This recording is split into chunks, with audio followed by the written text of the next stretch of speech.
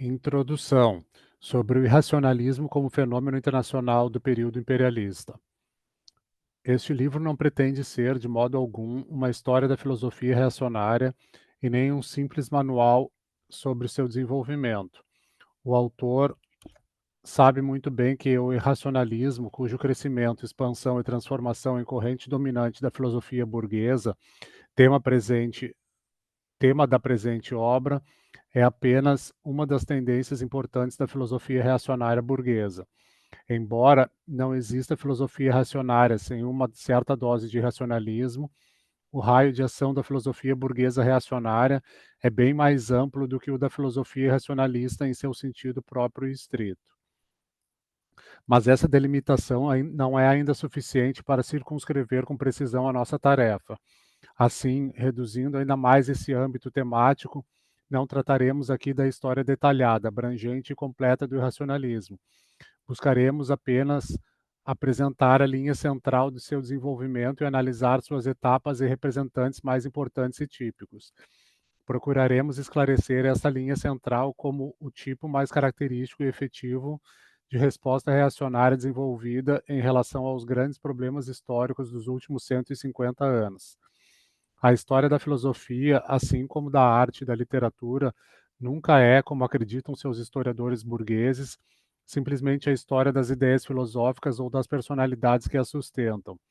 Tanto os problemas quanto as vias de resolução são colocados à filosofia pelo desenvolvimento das forças produtivas, pelo desenvolvimento social, pelo desdobramento das lutas de classe. Os traços fundamentais e decisivos de qualquer filosofia não podem jamais ser revelados, exceto por meio do reconhecimento dessas forças motrizes primárias. Quando se pretende estabelecer e compreender as conexões dos problemas filosóficos a partir do assim chamado desenvolvimento imanente da filosofia, chega-se necessariamente à distorção idealista das suas principais conexões, mesmo quando existe por parte dos historiadores o conhecimento necessário ou quando há neles subjetivamente a maior boa vontade e empenho para com a objetividade. Evidentemente, cabe dizer que, em relação a esse ponto de vista, a concepção das chamadas ciências do espírito não representa nenhum progresso. Ao contrário, representa um passo atrás. O ponto de partida ideológico deformante permanece somente mais difuso e distorcido idealisticamente. Para se convencer disso, basta comparar Dilthey e sua escola com a historiografia filosófica dos hegelianos, digamos um Erdmann. Disso não se deduz de modo algum, como acreditam os vulgarizadores, que se possa negligenciar os problemas puramente filosóficos. Ao contrário, somente a partir de tal conexão pode emergir claramente a diferença entre as questões de fato importantes, de significado permanente, e aquelas divergências professorais sutis e inessenciais. É precisamente o caminho que, partindo da vida social, conduz novamente a ela, aquele que confere ao pensamento filosófico a sua envergadura, que lhe é própria e determina sua profundidade, mesmo no sentido estritamente filosófico. Ademais, trata-se de questão inteiramente secundária saber até que ponto cada pensador está consciente dessa sua posição, dessa sua função histórico-social. Tampouco em filosofia deve-se julgar a intenção, julgam-se os fatos, a expressão objetivada do pensamento e sua eficácia historicamente necessária. Todo pensador é, nesse sentido, responsável diante da história pelo conteúdo objetivo de sua filosofia. O tema que se nos apresenta é, pois, este: o caminho seguido pela Alemanha no terreno da filosofia até chegar a Hitler.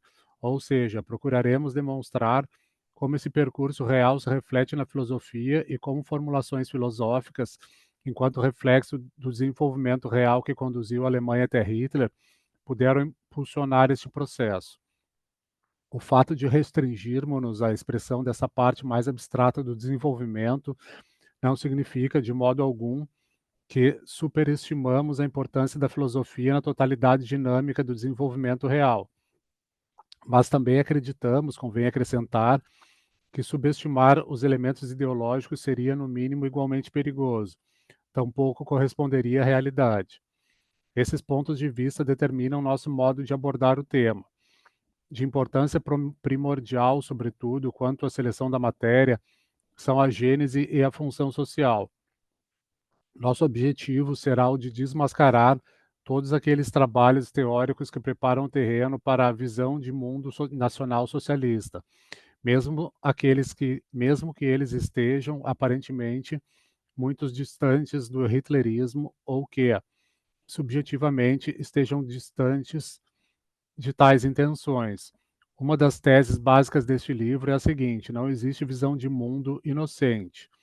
Em nenhum sentido tal visão de mundo existe, mas especialmente em relação ao nosso problema é propriamente no sentido filosófico, e precisamente no sentido filosófico. A tomada de posição a favor ou contra a razão é decisiva quanto à essência de uma filosofia enquanto filosofia, e o seu papel junto ao desenvolvimento social.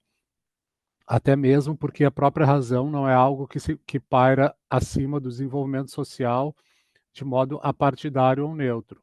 Pelo contrário, ela reflete sempre a racionalidade ou irracionalidade concreta de uma dada situação social, de uma dada direção do desenvolvimento histórico e, ao lhe dar clareza conceitual, promove ou retarda esse desenvolvimento. Essa determinação social dos conteúdos e das formas da razão não implica um relativismo histórico. Em todas as condições socio-históricas desses conteúdos e dessas formas, o caráter progressista de cada situação ou tendência de desenvolvimento é algo objetivo e com consequências que ocorrem independentemente da consciência humana. Se aquilo que se move para adiante é considerado razão ou desrazão, se isto ou aquilo é afirmado ou rejeitado, constitui justamente um fator essencial e decisivo na tomada de partido, na luta de classes, na filosofia. Revelar essa gênese e função é de grande importância, mas, mesmo assim, isso ainda não é o suficiente. A objetividade do progresso naturalmente basta para estigmatizar corretamente como reacionário um determinado fenômeno ou uma determinada tendência. Mas uma verdadeira crítica marxista-leninista da filosofia reacionária não pode parar por aqui.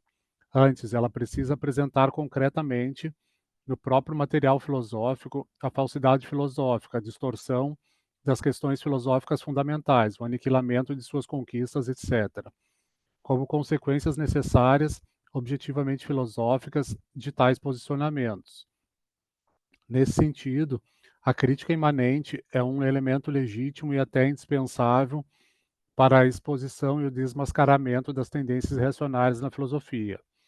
Assim também o fizeram os próprios clássicos do marxismo, tal como Engels no Anti-Düring ou como Lenin no Empirocriticismo.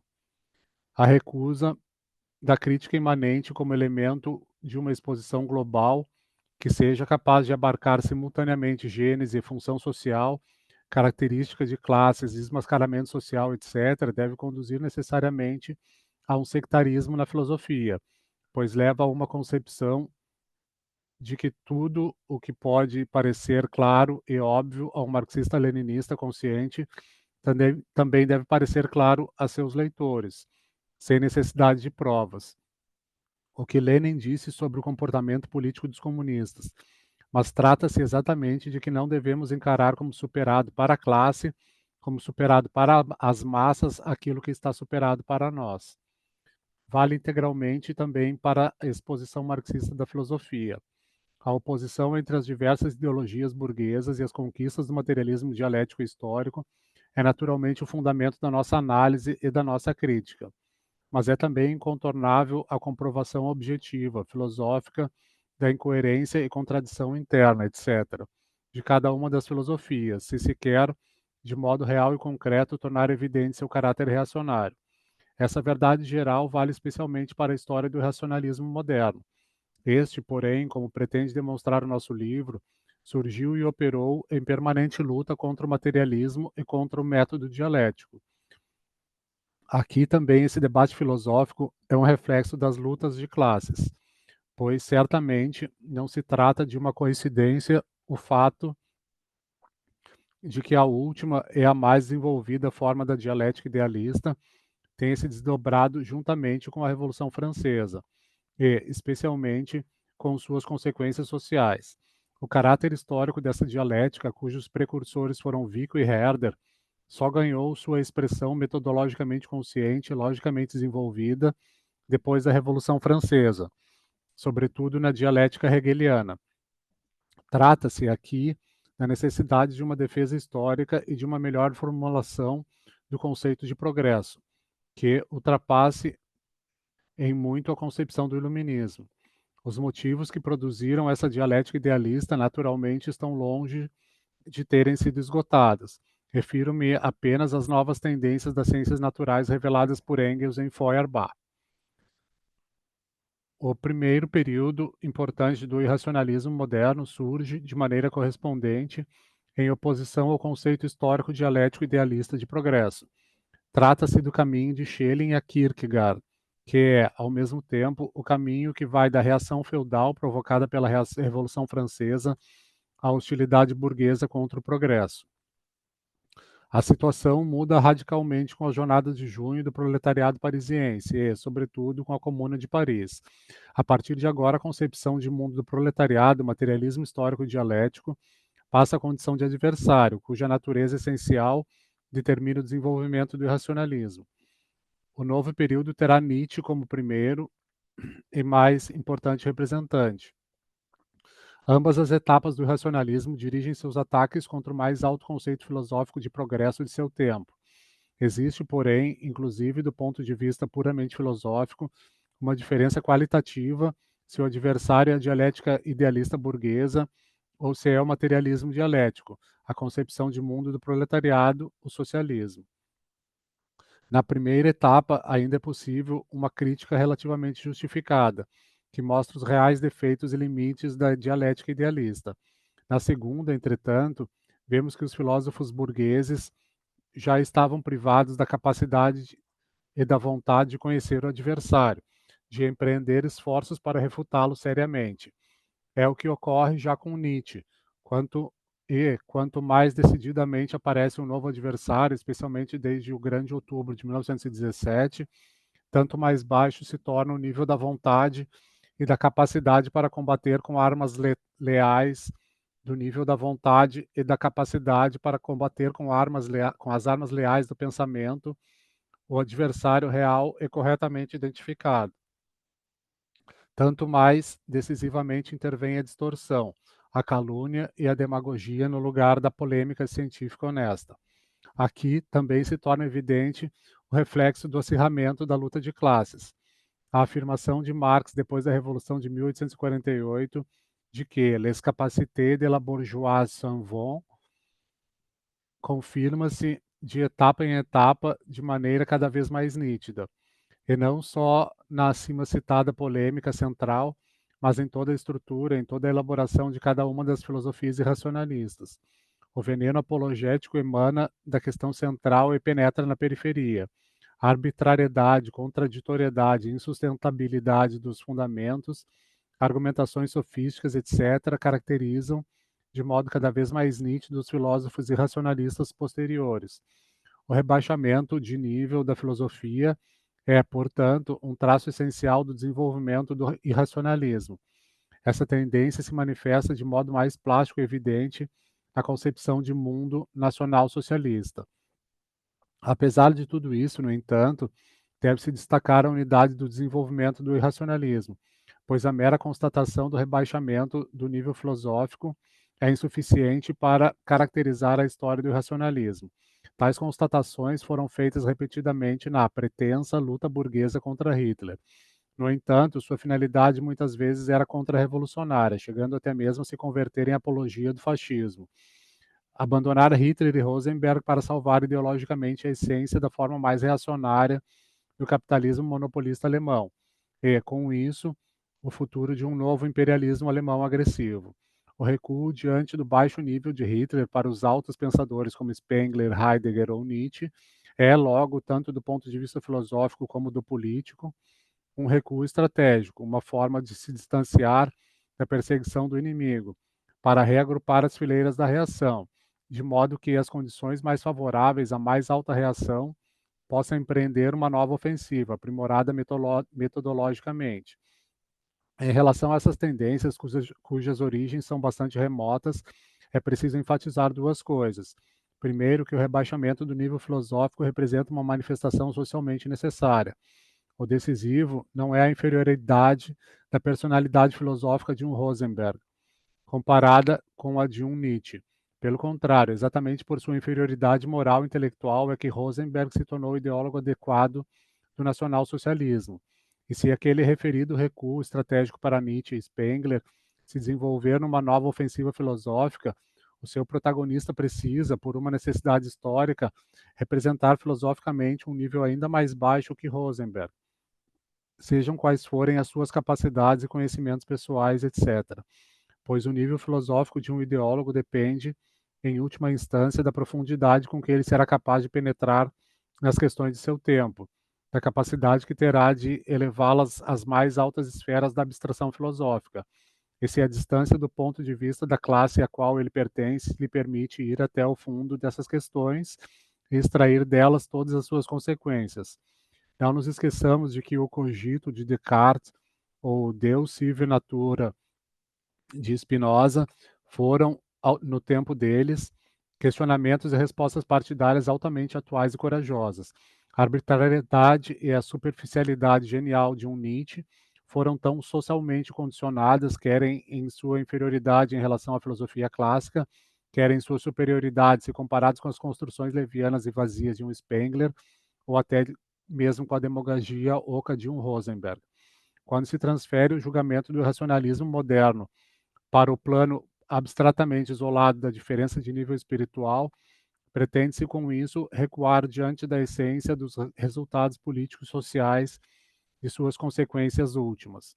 Independentemente do caráter político de cada uma dessas tentativas, é preciso também ressaltar energicamente como algo inseparável a sua inutilidade justamente no sentido filosófico. Iremos tratar no epílogo do modo como isso se expressa concretamente no período do pós-guerra. Tal constatação está vinculada muito estreitamente à nossa segunda observação. Procuraremos comprovar exaustivamente neste livro que o desenvolvimento do racionalismo não apresenta em quaisquer de suas etapas um caráter essencial imanente, como se, de uma certa maneira, de colocar ou resolver os problemas derivasse outra, impelida pela dialética interna do pensamento filosófico em movimento. Queremos demonstrar, pelo contrário, que as diferentes etapas do racionalismo surgiram como respostas reacionárias a problemas da luta de classes. O conteúdo, a forma, o método, o tom, etc., e sua reação contra o progresso na sociedade não são determinados por tal dialética interna própria ao pensamento, mas, sobretudo, pelo adversário, pelas condições de luta que são impostas à bourgeoisie reacionária. Isso precisa ser fixado como princípio básico do desenvolvimento do racionalismo. Mas isso não significa que o irracionalismo, dentro do quadro social assim definido, não apresente uma unidade ideal. Pelo contrário, precisamente por esse seu caráter, resulta que os problemas metodológicos de conteúdo trazidos por ele têm uma forte coesão e apresentem uma surpreendente e estreita unidade. A depreciação do entendimento e da razão, a glorificação da intuição, a gnoseologia aristocrática, a recusa do progresso sócio-histórico, a criação de mitos são, entre outros, motivos que encontramos em quase todo pensador irracionalista.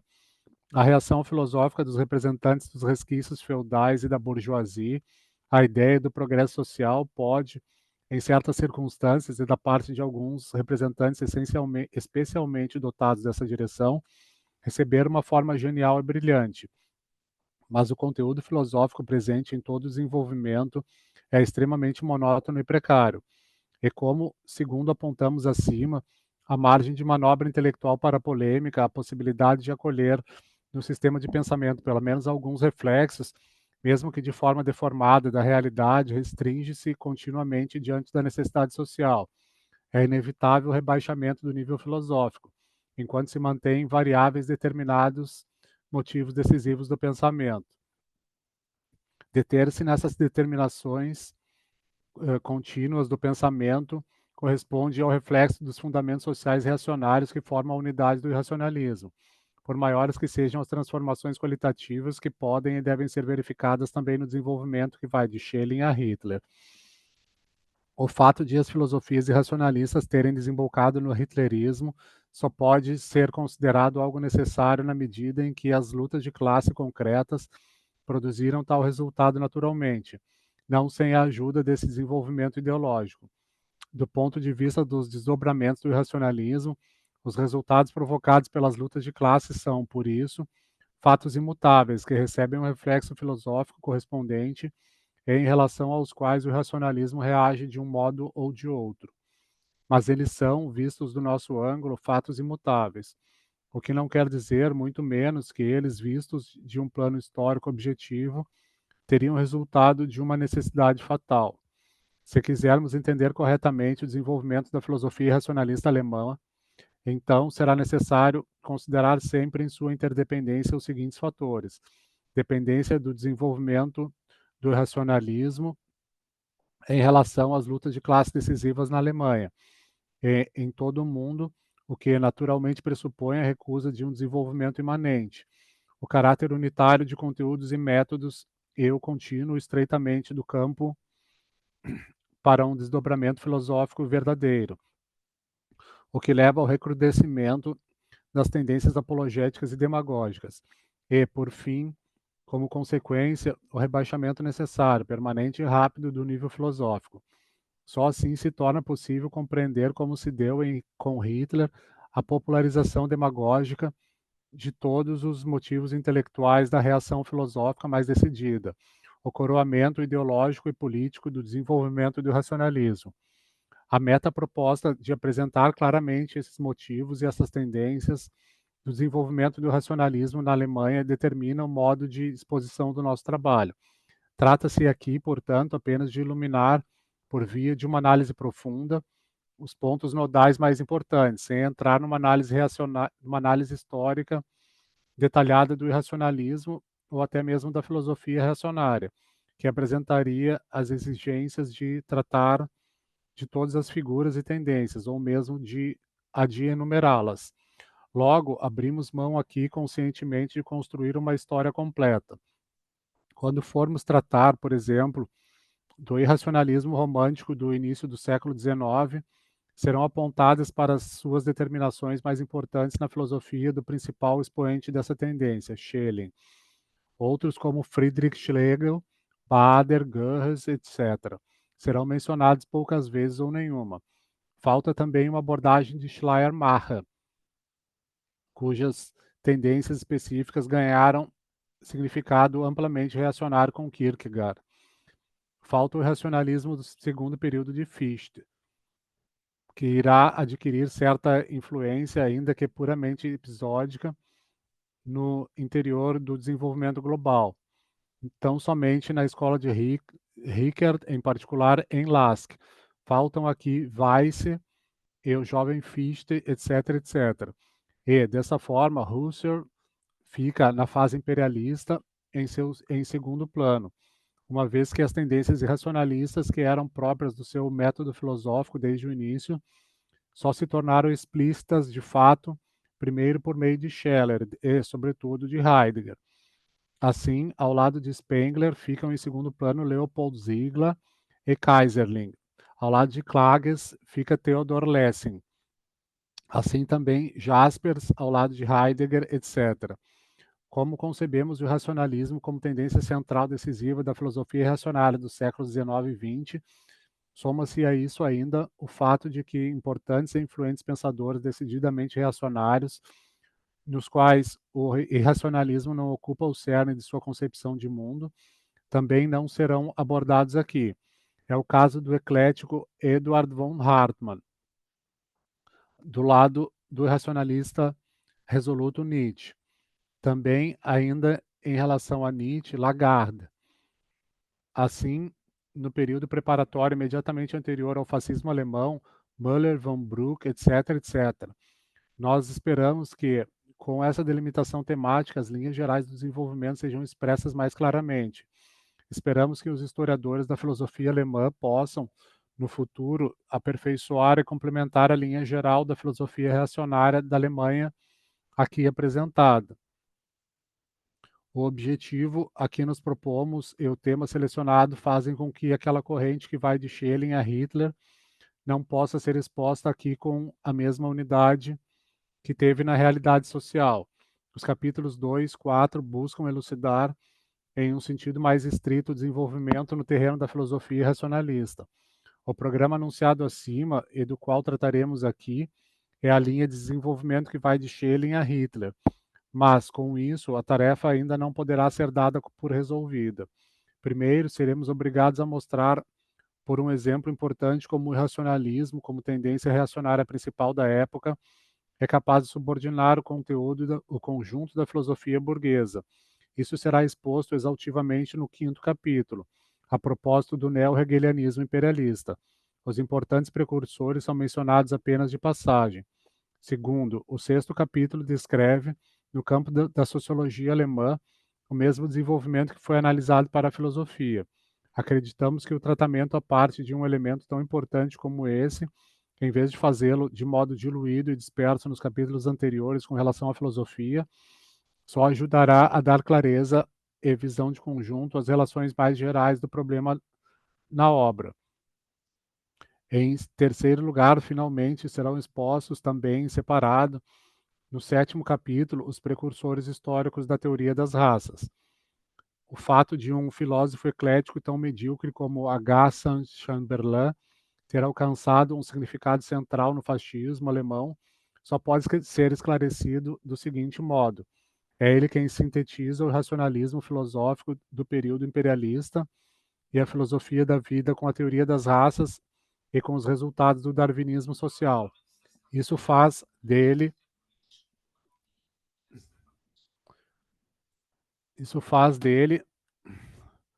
Ai, me perdi. Isso faz dele o precursor imediato de Hitler e Rosenberg, o clássico filosófico do nacional-socialismo.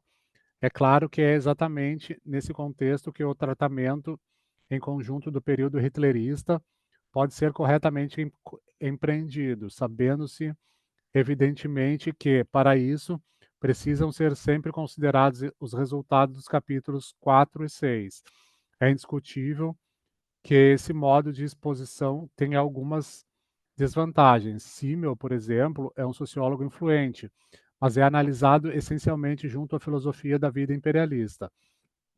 Entre Rickert e Max Weber, entre Dilthey e Freire, entre Heidegger e Carl Schmitt, etc.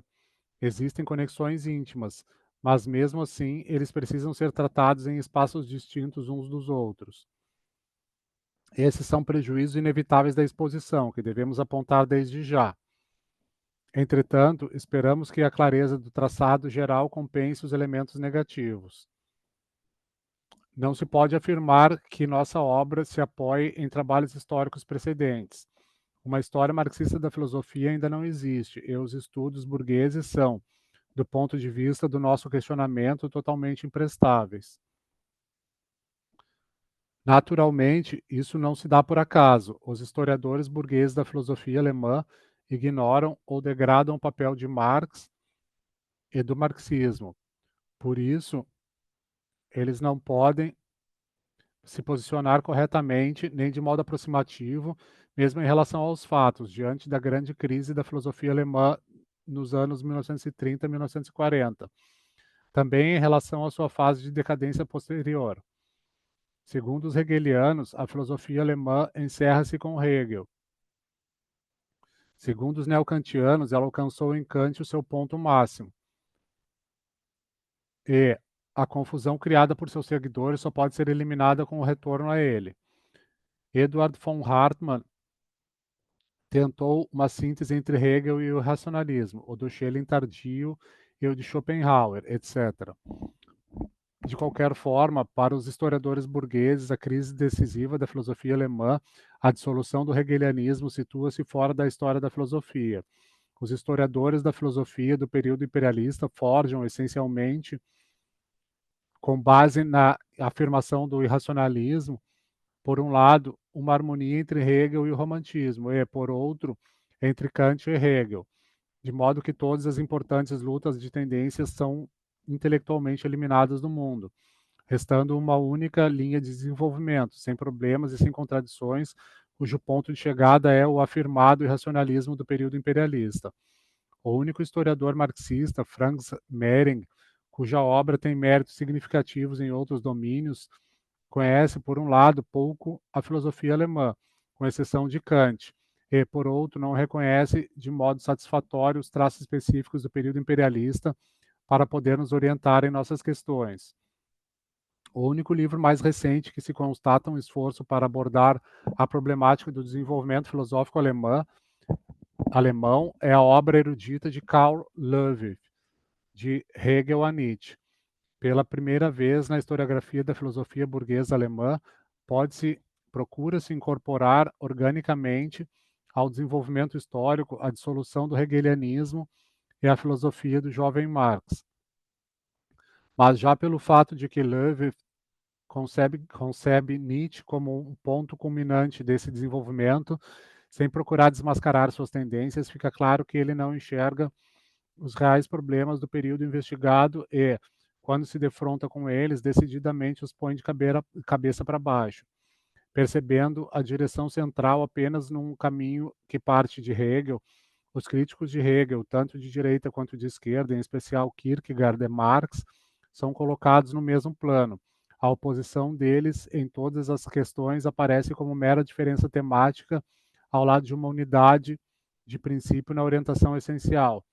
Compreende-se que, com tal posicionamento, Löwith enxerga entre os hegelianos da época de sua dissolução, Hegel, Bauer, e entre Feuerbach e Marx, apenas nuances dentro de uma tendência comum, passando ao largo das contradições qualitativas.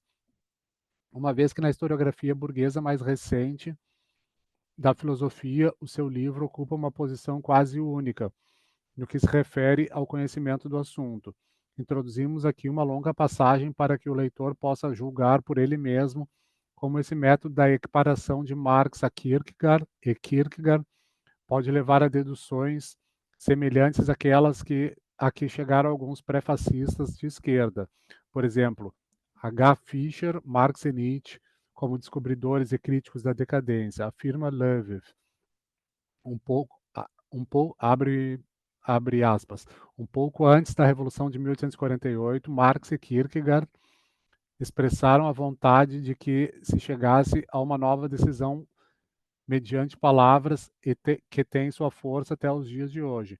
Marx no Manifesto Comunista, 1847, e Kierkegaard em sua Declaração Literária, 1846. Um dos manifestos termina com proletários de todo o mundo, proletários de todos os países, univos, e o outro com a mensagem de que cada qual procure garantir a própria salvação, pois, de outro modo, a profecia sobre a permanência do mundo só poderá ser vista como piada. Essa oposição, no entanto, representa, entendida historicamente, apenas dois aspectos isolados da destruição comum de um mundo burguês cristão. Para a revolução do mundo burguês capitalista, Marx se apoiou na massa do proletariado, enquanto Kierkegaard aposta toda a sua esperança no indivíduo em sua luta contra o mundo burguês cristão. A isso corresponde que, para Marx, a sociedade burguesa é uma sociedade de indivíduos isolados, na qual o homem foi estranhado do seu ser genérico, enquanto para Kierkegaard a cristandade se reduz a um cristianismo massificado em que ninguém é sucessor de Cristo. Mas, como Hegel havia mediado na essência essas contradições existentes, a sociedade burguesa com o Estado e o Estado com o cristianismo, a decisão de Marx como a de Kierkegaard tende a destacar a diferença e a contradição que se encerram exatamente naquelas mediações. Marx se dirige à alienação de si que o capitalismo representa para o homem, Kierkegaard, a alienação de si que a cristandade representa para o cristão. Também aqui temos uma noite em que todos os gatos são pardos. A historiografia marxista, para dar cabo ao assunto, não pode se servir de tais trabalhos preliminares. Enfim, devemos aqui levantar mais uma questão. o motivo pelo qual a nossa exposição, com poucas exceções, como Kierkegaard e Gobineau, se limita ao racionalismo alemão. Buscaremos esquematizar no primeiro capítulo as condições particulares que tornaram a Alemanha um terreno singularmente adequado ao irracionalismo. Mas isso não muda nada o fato de que o irracionalismo se configure como um fenômeno internacional. E isso tanto na sua luta contra o conceito burguês de progresso, como também na luta contra o socialismo. E não cabem dúvidas de que, em ambos os períodos, tenham surgido importantes representantes da reação social e política nos mais diversos países, como, já durante a Revolução Francesa, Burke na Inglaterra e mais tarde Bonald, Demetre e outros na França. Aliás, eles combatem a ideologia da Revolução Francesa em elaborar, como ocorreu na Alemanha, um método filosófico novo e específico voltado para esses fins. Mas não é que não tenham ocorrido tais tentativas. Pense-se, digamos, em Mene de Biran, mas é indubitável que ele esteve muito distante de provocar efeitos internacionais duradouros como um Schelling ou um Schopenhauer. Também esteve longe de desenvolver como esses, de modo tão decisivo, no terreno dos princípios e dos fundamentos do novo racionalismo. Isso ainda tem a ver com o fato de que Mene de Biran, ao contrário do reacionarismo decidido dos românticos alemães, era um ideólogo do Just Milieu. O florescimento imperialista do irracionalismo mostra de modo particularmente evidente o papel de liderança da Alemanha neste terreno. Naturalmente, referimos-nos aqui, em primeiro lugar, a Nietzsche, que se tornou exemplo metodológico e de conteúdo para a reação filosófica e racionalista desde o Zewa até a Rússia czarista, e que adquiriu uma influência com a qual não se pode nem de longe nenhum outro ideólogo da reação. Também mais tarde, até Toynbee e Spengler irão permanecer um modelo internacional para as concepções histórico-filosóficas e racionalistas. Heidegger é o modelo para o existencialismo francês e já faz tempo influencia decisivamente Ortega y Gasset. Ainda exerce, de modo profundo e perigoso, uma influência sobre o pensamento burguês na América, etc. As causas decisivas dessa diferença, naturalmente, só podem ser analisadas sobre a base da história concreta de cada país. Apenas esse tipo de abordagem histórica poderia esclarecer as tendências específicas que na Alemanha ganharam sua forma clássica, levadas consequentemente até o fim, enquanto nos outros países ficaram no meio do caminho. Naturalmente, existe o caso de Mussolini, com suas fontes filosóficas tomadas de James, Pareto, Sorel e Bergson. Mas mesmo aqui a repercussão internacional não é assim tão forte, em profundidade e extensão, como ocorre no período preparatório da Alemanha fascista, especialmente sob Hitler. Assim, podemos observar em geral o aparecimento de todos os motivos do irracionalismo, e, nesse sentido, ele é de fato um fenômeno internacional, principalmente no período imperialista. Mas apenas em casos muito raros, episódicos e isolados, extraem-se disso todas as consequências, convertendo-se o irracionalismo numa tendência tão geral e dominante como na Alemanha. E, nesse sentido, a hegemonia do desenvolvimento alemão se confirma. No epílogo, trataremos da situação atual. Essa tendência já se pode constatar antes mesmo da Primeira Guerra Mundial. Assim como na Alemanha, o racionalismo alcança formas altamente desenvolvidas em quase todos os países que ocupam as primeiras posições do período imperialista. É o que ocorre com o pragmatismo nos países anglo-saxões, com Bourdieu, Bergson, etc., na França, com Croce na Itália. Essas formas, por suas afinidades profundas quanto aos fundadores últimos do pensamento, mostram uma diversidade extremamente variada, que é determinada primariamente pelo caráter, pela intensidade e pela severidade da luta de classe em cada país, e, paralelamente, pela herança filosófica recebida e pela posição do pensamento com o qual se rivaliza diretamente. Em nossa análise detalhada de cada uma das etapas do desenvolvimento alemão, nós nos esforçamos por derivá-las, como já referimos antes, das condições históricas concretas. Nenhuma análise científica é possível sem descobrir os fundamentos reais da situação histórico-social. Isso, naturalmente, também vale para as considerações que se seguem. Por isso, elas não pretendem ser, em nenhum momento, nem mesmo um esboço de um tratado científico de certas filosofias ou correntes filosóficas. Elas apontam apenas para determinados traços mais gerais, advindos da igualdade geral da economia imperialista. Isso, claro, levando-se em conta os diversos graus de desenvolvimento de cada país, o processo de desenvolvimento desigual do imperialismo, o qual, apesar dessa igualdade nos fundamentos, produz também diferenças concretas. Aqui, naturalmente, só podemos ilustrar a nossa concepção com alguns exemplos rapidamente esboçados. Necessidades ideológicas semelhantes, determinadas como tais pela economia imperialista, produzem em condições sociais concretamente distintas, variantes bem diferentes e, até mesmo, se observadas superficialmente, contraditórias entre si. Pensemos, por exemplo, em Croce e em W. James no pragmatismo. Ambos combatem no que se refere aos predecessores filosóficos imediatos determinadas tradições hegelianas. O fato de que isso seja possível nos tempos do imperialismo reflete a diferença entre o desenvolvimento filosófico alemão e o desenvolvimento filosófico ocidental. A Revolução de 1848 encerra para a Alemanha a dissolução do hegelianismo. O irracionalista Schopenhauer torna-se o filósofo principal da Alemanha pós-revolucionária. Na época em que se preparava a fundação do reinado de Bismarck. Nos países anglo-saxões e na Itália, a filosofia hegeliana, por sua vez, cumpre também nessa época um papel preponderante, quando sua influência se torna até mesmo redobrada. Isso se deve ao fato de que a ideia burguesa de progresso não havia entrado em crise aguda, como ocorreu na Alemanha. A crise, aqui, permanece latente e oculta. O conceito de progresso foi atenuado e diluído no sentido liberal, conforme os resultados de 1848. Filosoficamente, isso tem como consequência que a dialética hegeliana perde totalmente o seu caráter de álgebra da revolução, Herzen, o que tende a aproximar cada vez mais Hegel de Kant e do kantismo.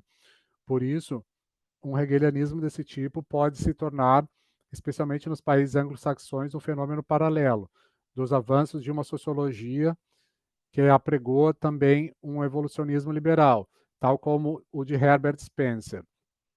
Observemos aqui, apenas de passagem, que nos resquícios do hegelianismo alemão se opera um processo semelhante àquele de retorno a Kant, só que este, em função de seu retrocesso geral, não chega a exercer na Alemanha um papel tão importante como no Ocidente. Basta nos referirmos ao desenvolvimento de Rosenkranz e Vischer. Nesse sentido, este último exerce um papel pioneiro para a filosofia do imperialismo, na medida em que sua guinada para Kant já revela em si uma interpretação racionalista. Croce, de modo algum, está sob influência direta de Vischer, mas sua relação com Hegel e com Vico, por ele descoberto e difundido, também se move sobre uma linha análoga, tendente ao racionalismo. Ele se encontra, assim, muito próximo do hegelianismo alemão que surgiria mais tarde, no período imperialista, só que com a diferença significativa de que este concebe a pretensa renovação da filosofia de Hegel como uma ideologia aglutinadora destinada a unificar a reação, inclusive o nacionalsocialismo, enquanto Croce se atém ao liberalismo, todavia bastante reacionário do período imperialista e rejeita filosoficamente o fascismo. O outro mentor italiano do hegelianismo, Gentile, transformou-se temporariamente em ideólogo do período da consolidação do fascismo. Quando Croce separa em Hegel o que é vivo do que é morto, o primeiro é um irracionalismo liberal moderado, e o último a dialética e a objetividade. Ambas as tendências têm como conteúdo principal uma autodefesa contra o marxismo. Nisso é filosoficamente decisiva a subjetivação radical da história, a eliminação radical das leis históricas. Uma lei histórica, em um conceito histórico são uma verdadeira contradictio in abjecto, diz Croce. Em outro lugar, Croce afirma que a história é sempre a história do presente. Aqui é notável não só a sua afinidade estreita com a corrente alemã Windelbert Rickert, com a irracionalização inicial da história, mas também o modo como Croce dissolve um problema real e dialético, o fato de que o reconhecimento do presente, portanto, do grau mais alto de uma linha de desenvolvimento, oferece a chave para o reconhecimento de etapas menos desenvolvidas do passado, num subjetivismo irracionalista. A história converte-se em arte, isto é, naturalmente, numa arte no sentido crotiano, na qual a perfeição, concebida de maneira puramente formalista, se une com a intuição, enquanto órgão supostamente único da produtividade e da recepção adequada. A razão é banida de todos os campos da atividade social dos homens, com exceção do campo subordinado ao sistema da prática econômica e do campo reservado à lógica e às ciências da natureza. Esse último subordinado do mesmo modo ao sistema, mas concebido como independente da realidade própria e verdadeira. Aqui aparece novamente o paralelismo com Windelband Rickert. Em uma palavra, Croce constrói um sistema irracionalista para o uso burguês decadente do parasitismo do período imperialista. Esse irracionalismo foi considerado insuficiente por parte da reação extremada já antes da Primeira Guerra Mundial. Lembremos a oposição de direita contra Croce, da parte de Papini, etc. Mas é notável, diferentemente do que aconteceu na Alemanha, que o irracionalismo liberal reacionário de Croce tenha se conservado até hoje como uma das ideologias dominantes na Itália. O pragmatismo, entre cujos representantes só abordaremos aqui o mais destacado, W. James, é, por sua natureza filosófica, de longe mais radical em seu irracionalismo, embora não vá muito além de Croce em suas conclusões. Só que o público a quem James pode oferecer um sucedâneo irracionalista da filosofia é completamente diferente. Certamente, se considerarmos o pano de fundo histórico-filosófico imediato, os predecessores diretos com os quais James se liga de maneira polêmica, então a situação parece apresentar certas semelhanças, pois nos dois casos trata-se assim dos assim chamados hegelianos, que na verdade são idealistas subjetivos, kantianos, francos ou encobertos. A relação com esses predecessores é completamente oposta nos dois casos. Enquanto Croce supostamente continua as tradições hegelianas e de Vico na Itália, enquanto as conduz, na realidade, para um irracionalismo, James encontra-se em luta aberta contra essas tradições nos países anglo-saxões. Essa polêmica aberta demonstra uma grande afinidade com o desenvolvimento europeu. James procede como Mar e Avenarius, embora pareça dirigir seus ataques pessoais contra o velho idealismo. E, na realidade, e de modo decidido, ele combate o materialismo filosófico. E James mostra-se também muito próximo deles pelo fato de que semelhante combinação de luta real contra o materialismo filosófico e ataques simulados contra o idealismo pretendem se passar por uma atitude graças à qual essa nova filosofia finalmente se coloca acima da falsa contradição entre materialismo e idealismo, como se descobrisse com ela uma terceira via na filosofia. Essa afinidade se refere a praticamente todas as questões essenciais da filosofia. Portanto, ela deve constituir a base para a avaliação do pragmatismo. Mas, exatamente do nosso ponto de vista, as diferenças têm, no mínimo, a mesma importância, principalmente porque o racionalismo, que na doutrina de Marx está contido implícita e lentamente, se manifesta de modo mais decisivo. Já aparece em James de modo explícito e com todos os seus desdobramentos. Isso já se expressa no fato de que Marx e Avenarius aspiram, sobretudo, a uma fundamentação das ciências naturais exatas no campo da teoria do conhecimento, e defendem sua total neutralidade sobre as questões de visão de mundo. Enquanto isso, James pretende justamente responder às questões relativas à visão de mundo com auxílio de sua nova filosofia. Assim, ele se dirige não só a um círculo relativamente estreito de estudiosos, mas procura satisfazer as demandas da visão de mundo do cotidiano, do homem mediano.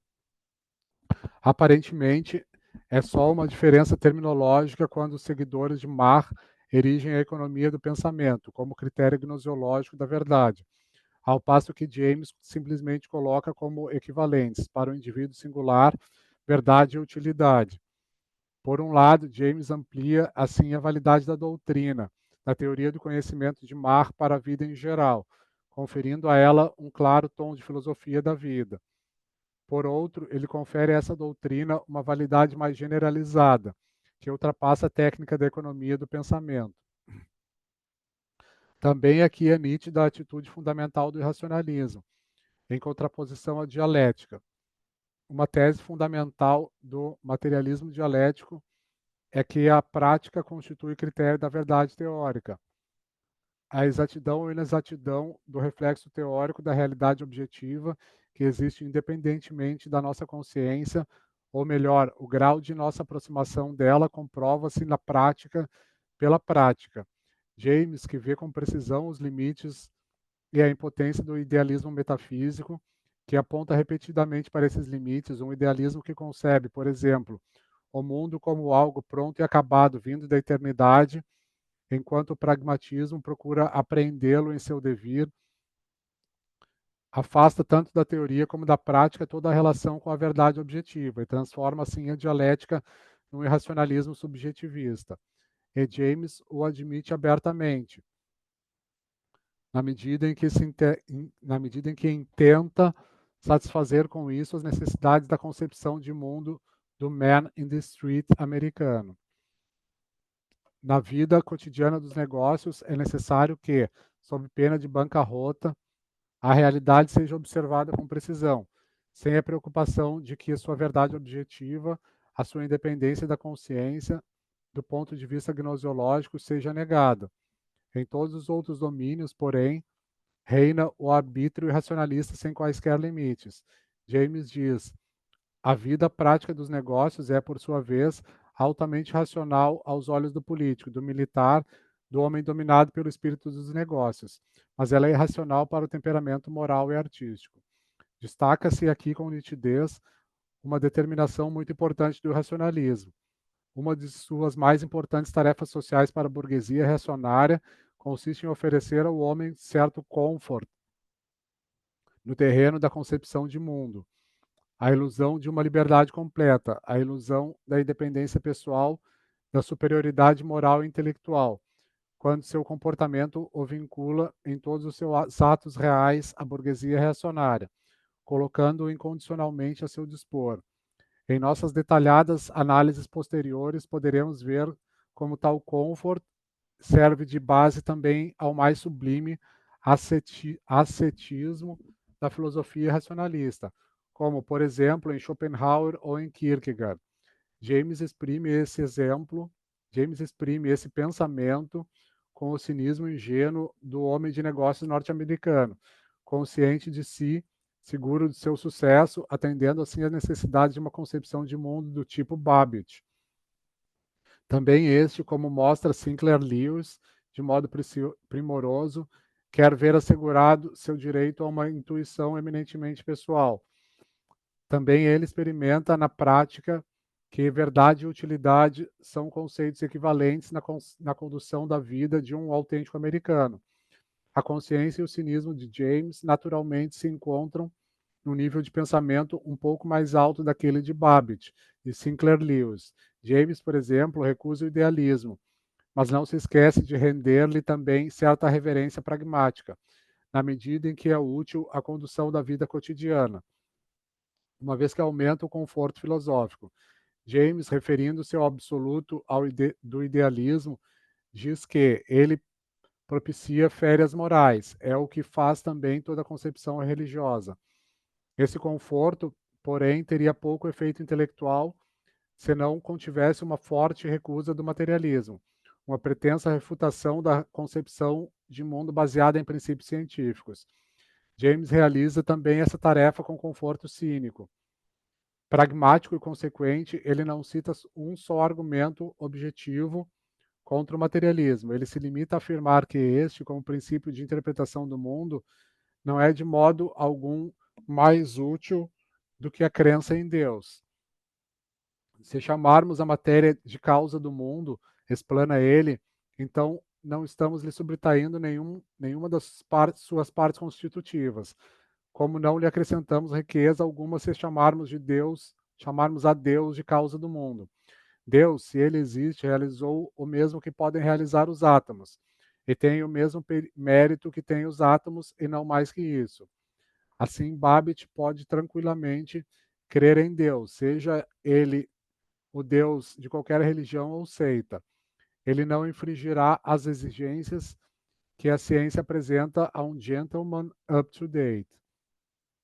Em James, a ideia da criação de mitos jamais aparece com aquele conteúdo claro com que aparece, por exemplo, em Nietzsche, que, em sua teoria do conhecimento, em sua ética, apresenta muitos traços de pragmatismo, mas ele fornece uma fundamentação gnoseológica e até mesmo um imperativo moral para que qualquer Babbitt, em todos os domínios da vida, possa criar ou aceitar para seu uso pessoal aqueles mitos que possam lhe parecer mais úteis em cada momento.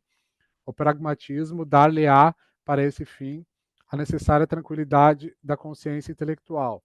Precisamente por sua falta de conteúdo e superficialidade é que o pragmatismo se torna essa espécie de bazar de concepções de mundo, que foi necessário à América do Norte no período do pré-guerra, com sua perspectiva de prosperidade e segurança ilimitadas. É compreensível que, na medida em que o pragmatismo entra em ação em outros países, sob condições de formas mais acirradas e desenvolvidas nas lutas de classe, os seus elementos puramente implícitos tivessem que ganhar rapidamente formas explícitas. Isso se torna mais claro no caso de Bergson. Com isso, naturalmente, não queremos sustentar que houve efeito direto do pragmatismo sobre Bergson. Trata-se aqui, pelo contrário, também de tendências paralelas, sendo que a estima recíproca de Bergson e James sublinha esse paralelismo ainda no aspecto subjetivo. Os traços comuns aos dois são a recusa da realidade objetiva e de sua cognoscibilidade racional, a redução do conhecimento a uma utilidade puramente técnica, o apelo a uma apreensão intuitiva da verdadeira realidade decretada como irracional na essência. Dentro dessa tendência fundamental comum, porém, aparecem entre os dois pensamentos diferenças de acentos e proporções não desprezíveis, cujas causas devem ser buscadas na diversidade das sociedades em que atuaram e conforme as diferenças das tradições de pensamento a que se filiaram por aceitação ou por negação. Por um lado, Bergson desenvolve o agnosticismo moderno de modo muito mais ousado e decisivo que James, e converte-o em sua proclamação aberta de mitos. Por outro, a sua filosofia, ao menos durante sua repercussão internacional decisiva, dedica-se muito mais a criticar as concepções das ciências naturais, a destruir a sua legitimidade de enunciar verdades objetivas, a substituir ideologicamente as ciências da natureza por mitos biológicos do que ao tratamento dos problemas da vida social. É apenas tardiamente que aparece seu livro sobre ética e religião, nem de longe alcança mais a repercussão geral de seus mitos biológicos anteriores. A intuição bergsoniana volta-se para o exterior como tendência que quer destruir a objetividade e a verdade do conhecimento das ciências da natureza, e volta-se para o interior como introspecção do indivíduo parasitário, pertencente ao período imperialista, isolado e separado da vida social. Não é simples acaso que a doutrina de Bergson se manifeste literariamente em Proust. Aqui é palpável o contraste não só com James, mas especialmente com os contemporâneos e admiradores de Bergson na Alemanha. A igualmente visão genial intuitiva de Dilthey, a intuição de Simmel e Gundolf, a contemplação da essência de Scheler, etc., são orientados especialmente socialmente desde o início, sem falar de Nietzsche e de Spengler. O abandono da objetividade e da racionalidade aparece aqui súbita e imediatamente como uma tomada de posição decisiva contra o progresso social. Em Bergson, isso só ocorre de modo indireto. E, por mais que a sua obra posterior, de caráter ético-religioso, tenha uma orientação marcadamente reacionária e mística, ela fica nessa direção muito atrás do irracionalismo alemão no tempo de seu aparecimento. Isso não significa, naturalmente, que a influência de Bergson não opere nessa direção também na França. Diremos logo algo mais detalhado sobre Sorel, mas mesmo em outros lugares, desde a virada de Peggy para a reação católica até os princípios do atual agente ideológico de Gaulle, R. Aron, esse efeito é perceptível por toda parte. O ataque principal de Bergson, porém, é voltado contra a objetividade e a cientificidade do conhecimento das ciências naturais. A contraposição abstrata e brusca entre racionalidade e a intuição irracional atinge, no campo da teoria do conhecimento, o ponto culminante no período do irracionalismo do pré-guerra, em que Marx tinha um caráter ainda puramente gnoseológico, o que em James evoluiu para uma fundamentação geral de mitos subjetivos e individuais. Aparece em Bergson como uma imagem do mundo coerente, mítico e racional. Ao quadro oferecido pelas ciências da natureza, com sua exigência a um conhecimento objetivo da realidade, que Bergson rejeita bruscamente, assim como fazem Marx e James, e às quais ele, assim como estes, concebe apenas uma utilidade técnica, a esse quadro ele contrapõe um painel metafísico, colorido e em movimento. Ao contrário do mundo morto, imóvel, do mundo espacial petrificado, coloca-se o mundo do movimento, da vida, do tempo, da duração. O que em Mar era apenas um apelo agonístico à imediatez subjetiva da percepção, se transforma em Bergson numa concepção de mundo baseada numa radical intuição racionalista. Também aqui se reconhece facilmente o caráter fundamental do racionalismo moderno, ao fracasso do modo como o método mecânico-metafísico trata a dialética da realidade. A causa da crise geral das ciências naturais do período imperialista, Bergson não opõe um conhecimento do movimento real e dialético das suas leis. Isso só poderá ser realizado pelo materialismo dialético. Pelo contrário, o que Bergson faz é inventar uma imagem de mundo que, por detrás da aparência sedutora de uma mobilidade viva, restaura a própria condição estática, conservadora e reacionária. Para ilustrar essa situação, usaremos apenas um problema-chave. Bergson combate o caráter mecânico e morto das teorias evolucionistas do tipo de Spencer, mas, ao contrário, ele recusa na biologia a hereditariedade de caracteres adquiridos. Assim, exatamente quando se havia tornado necessário e possível o desenvolvimento dialético de Darwin, Michurin e Lishchenko trabalharam nesse problema com base no materialismo dialético, Bergson toma posição contra a verdadeira teoria da evolução. Com isso, a sua filosofia se insere, sobretudo, naquele movimento internacional iniciado por Marx e Avenarius, voltado para a destruição da objetividade das ciências da natureza, e que no período imperialista encontrou também na França importantes representantes. Basta lembrar de Poincaré e Durkheim.